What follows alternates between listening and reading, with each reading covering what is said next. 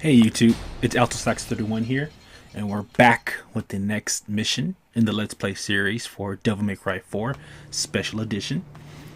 We're picking up after we finished Mission 5 in the last video, so we're obviously doing Mission number 6. And we pick up and we actually drop down into this little lair. I guess it's a research facility is the correct terminology, but you know, it's kind of funny in the last mission where we mimicked going down and then bouncing back up, which we'll be doing in this mission as well. But on the way down, if you like, you can stop on these platforms and knock out some of these barrels to get some of the red orbs, because they do count towards the final orb counts at the end of the mission. So I prefer to do it now. You have an opportunity later on in the mission to do it, but I just take care of it now.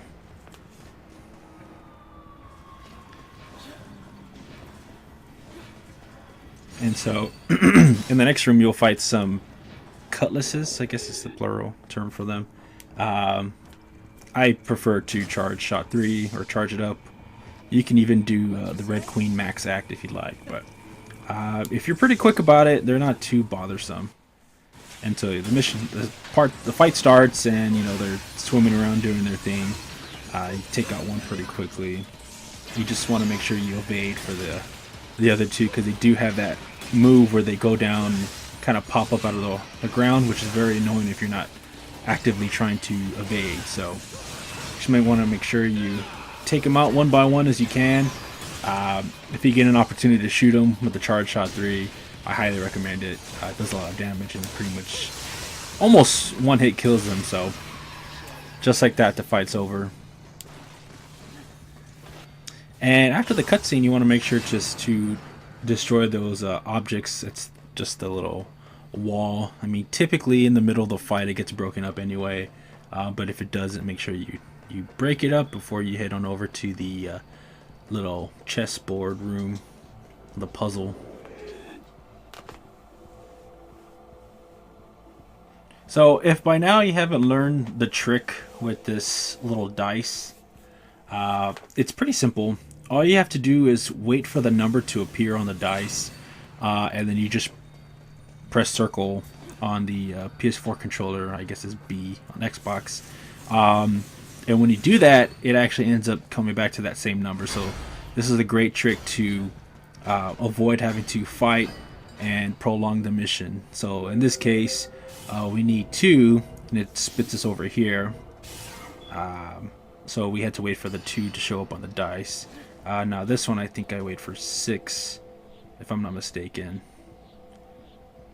Yeah, so I waited for 6 to show, and then I hit it with circle. You don't shoot it or don't swipe at it, otherwise it can mess it up. So when you do that, it just shoots you over 6. In this case, just the orbs or the chest will pop up. Let's see if I get it. I don't remember if I got it. Oh, I didn't get it. So if you break the chest in the right order, you get like a blue orb or something. I don't remember what it was. But in this case, I didn't get it, so it's no biggie. So as you can see, before I was talking, I needed 2 to get to the next yellow one. So I waited for 2. So on this one, I need 1. So all I'll have to do is wait for the 1 to show up, and then push circle for it to pop. So there it is. I go for it, and you're good. So this is a great trick to avoid having to, you know, potentially fight unnecessary enemies at this part of the mission, because it can be pretty annoying to get this far and then die and then reset, or you know, have to use a continue. So it comes in handy. And so just like that, we turned this little puzzle almost into a speed run, I would say. I'm sure there's quicker ways to do it.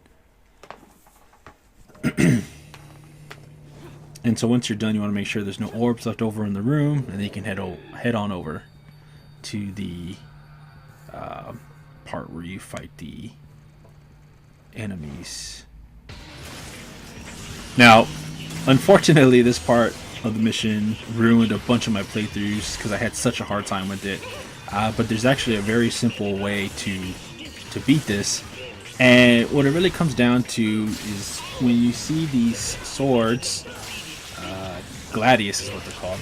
Uh, when they're spinning sideways, they're gonna go directly at you, and you can evade them pretty easily. So the ones that you want to keep an eye out for are the ones that are spinning vertically. So I'll see once I show one on the screen. Okay, so right now those two are spinning sideways. They're gonna go at you, but you can dodge them pretty easily.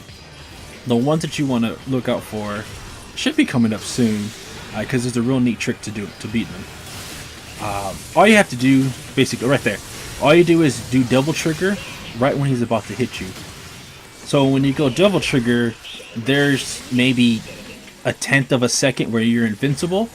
So it's really, really good to avoid getting attacked, or if you're about to be attacked, basically nullifying the damage you're about to take. So as you do more damage to the glass, Agnes starts doing that electric shock on the ground more and more frequently. So you get stuck to that little circle area in the middle, and if you don't know that trick about the double trigger, it can be kind of tough to avoid some of those, because when they go like that, they're pretty quick about trying to get at you, and it's pretty tough to dodge them, especially when you can only jump up and down. So it almost feels like that was an intended tactical choice to try and beat this mission without getting hit. So, but yeah, I mean, if you can get that down and just kind of be aware of what's going on around you as you're fighting, this part of the mission should be really easy. As I mean, I managed to do it without getting hit, which I had such trouble doing before, but I actually found that trick on somebody else's YouTube video, and unfortunately I don't remember who it was called or who it belonged to, but I definitely send my thanks to you, because you helped me beat that, and ultimately the Hell in Hell mode for this game, so thanks. And so normally you would think that would be the end of a Devil May Cry mission, ending on a high note, but that's not exactly the case. So you're actually about halfway done with the mission. So before you do proceed with stairs, make sure to hit this little lock mechanism, which should lowers the waterfall, which is needed for later on in the level. But for now, go up the stairs, and you're gonna find yourself in the assembly room for the Angelos, and we all know how fun they are. So let's go. Yeah, so it's called Angel Creation of the Angelos, practically through and through. So in this first one, you're gonna be fighting an alto Angelo. They're pretty tough, especially when they come in pairs, but for now, I mean, he's just by himself.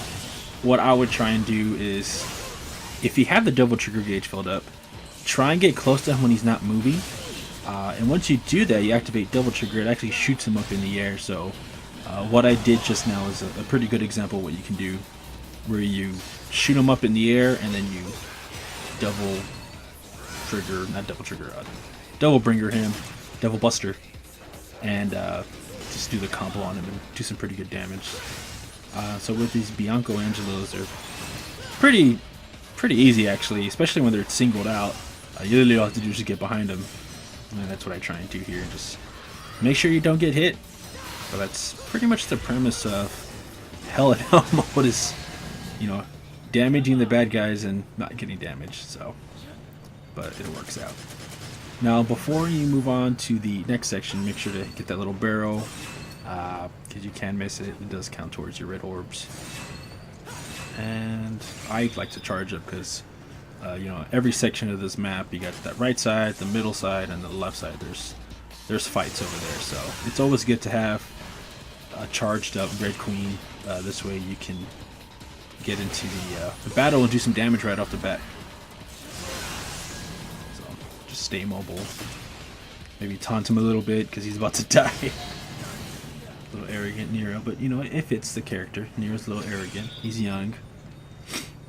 And don't forget this little secret area over here towards the right. Your devil arm should be glowing to let you know that there's something nearby. Alright. Now in this part, there's 3 Bianco Angelos that show up. As long as you move around, you got plenty of space to evade. You really don't have to worry about it being too much of a difficult fight. But remember, you can get caught off guard, and that's all it takes to lose a gold orb. So for here, I do a pretty good job of moving around and managing them to be knocking them down. So I'm aware of those two make moves to get out of the way. Because yeah, they'll both attack you at the same time, and you might get lucky and dodge one, but the other one will catch you. And it's almost about done. So that's a wrap for this part of the mission. So before you do, make sure you shoot that barrel. Double check this area if you haven't already. And then you are on your way out of the secret underground research facility. And so, as you did with the last mission, you're going back up. If you didn't get those barrels at the start of the mission like I did, this is the other opportunity I was talking about, where you can come back and get them. But, you know, I took care of it when the mission started, so I don't have to worry about that. And they don't reappear. And so now we're going to be heading back up to the Grand Hall of Fortuna Castle. And we're going to make our way towards the waterfall that we, I guess, shut with this small little blue fire mechanism. But hey, it's Devil May Cry, right? It works. Nobody questions it. And so, at the end of this mission, you'll see that I get an A for the red orbs, which is, you know, sufficient enough in my eyes. But at the end of the mission 5, I did the trick to get up to that other top of the pillar. That's another one you can do to get a higher percentage on the orbs. But for me, I didn't place such an emphasis on the orbs. Mostly on the speed and not using any items, because that almost guarantees getting an S rank. So, but it's optional if you'd like to get that. Maybe your completion is certainly not myself for this video. But yeah, because obviously that just happened.